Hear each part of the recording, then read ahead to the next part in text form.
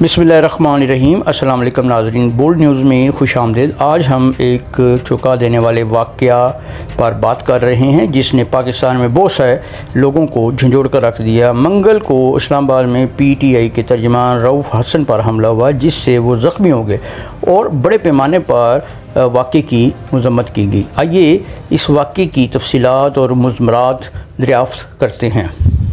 ये PTI के तर्जमान रऊफ़ हसन हैं जिन पर इस्लामाबाद में एक निजी मीडिया चैनल के बाहर हमला किया गया। जैसा कि आप देख सकते हैं इनके चेहरे पर शदीद चोटें आई हैं और इन्हें हस्पताल इलाज के लिए भी ले जाया गया।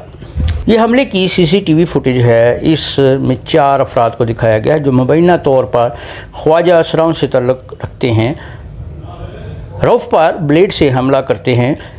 पुलिस ने इस वाक़े की तफ्तीश शुरू कर दिया और मुजरमों की शनाख्त के लिए फुटेज का तजिया भी किया जा रहा है। पाकिस्तान तहरीक इंसाफ के इंफॉर्मेशन सेक्रेटरी रऊफ़ हसन साहब जो कि एक सीनियर लीडर हैं पाकिस्तान तहरीक इंसाफ के, एक निजी न्यूज़ चैनल GNN में इंटरव्यू करके वो बाहर आए और इन पे एक कातिलाना हमला हुआ।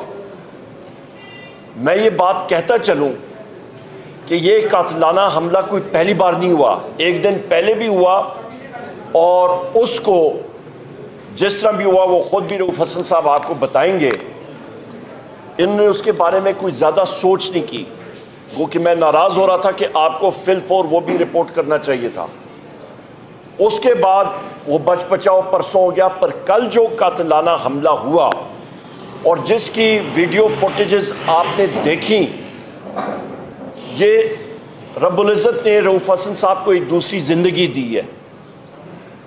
जिन्होंने मारने की कोशिश की उन्होंने कोई कसर छोड़ी नहीं। एक ब्लेड अटैक, ये शारा काटने की थी। दूसरा, आपने इनके चेहरे पे या आप वो कट देखें सोशल मीडिया पे जा रहा है, वो एक छुरी नमा और शार्प एज्ड वेपन जिसको कहते हैं, तेज़ धार वाले आला के साथ इनका पूरा ये साइड जो है वो उन्होंने चीर डाली।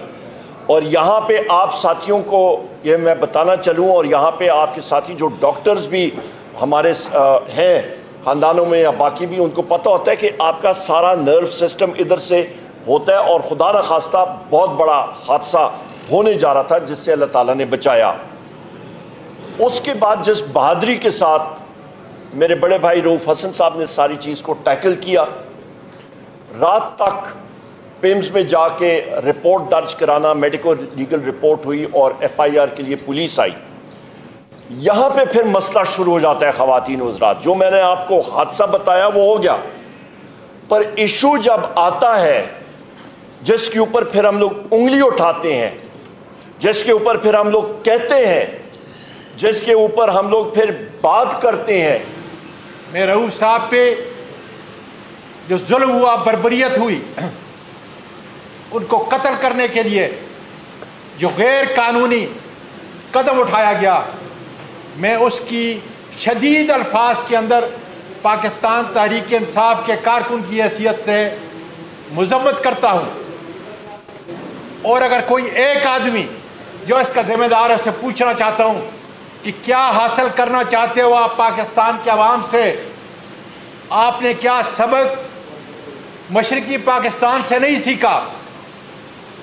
लास्ट थर्सडे को जब मैं खान साहब से मिला पहली मरतबा, तो खान साहब ने कहा कि आज़ाद कश्मीर में ये एक टेलर है, गंदम की एक छोटी जैसी मिसाल है कि जो हमारे किसानों के ऊपर इतना बड़ा जुल्म हुआ है, लेकिन तैयारी करें कि रिवोल्यूशन आने वाला है।